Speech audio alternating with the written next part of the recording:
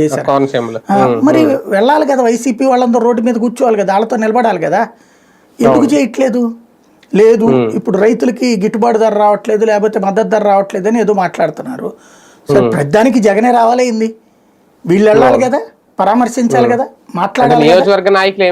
అదే మరి 151 మంది ఎమ్మెల్యేలు ఏమైపోయారు, 40 మంది ఎమ్మెల్సీలు ఏమైపోయారు, అట్లాగే దాదాపుగా ఒక 1000 కార్పొరేషన్లో ఏదో ఒక డైరెక్టర్లో, బోర్డు మెంబర్లో, ఇది గుళ్ళ బోర్డు మెంబర్లు, ఇట్లాంటి పదవులు అందుకున్నారు కదా. మొన్న కూడా ప్రతిపక్షంలోకి వచ్చిన తర్వాత రీజనల్ ఇన్ఛార్జీలను అది నియమించారు. ఇప్పుడు ఉత్తరాంధ్రకి కన్నబాబు గారు నియమించారు. ఇలాగే ఎక్కడ పడితే అక్కడ, కానీ కనీసం వాళ్ళు కూడా ఇనిషియేట్ తీసుకోవట్లేదు, వాళ్ళు కూడా ముందుండి ఇటువంటి వాటికి సపోర్ట్ చేయట్లేదు. కారణం ఏంటనేది మరి వైసీపీ అంటే ప్రతిదానికి జగన్ ఎత్తిని తోసేసుకుని కూర్చుంటున్నారు. ఇదివరకు గెలిచేది ఆయనే, కష్టపడి గెలిపించుకునేది ఆయనే, మధ్యలో మా వల్లే గెలిచిందని వీళ్ళందరూ కలిసి తను తిరిగేదాకా ఊరుకోలేదు, తను నెగిటివ్ చేసుకొచ్చి.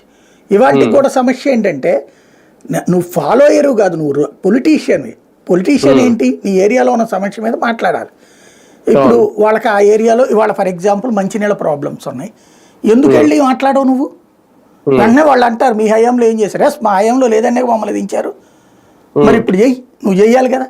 లేదు మా హయాంలో మేము నీళ్ళు ఇచ్చాం కరెక్ట్గా, మీరు ఇవ్వలేకపోతున్నారని అడగాలిగా.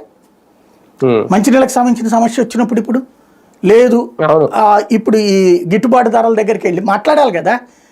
అట్లాగే లేదు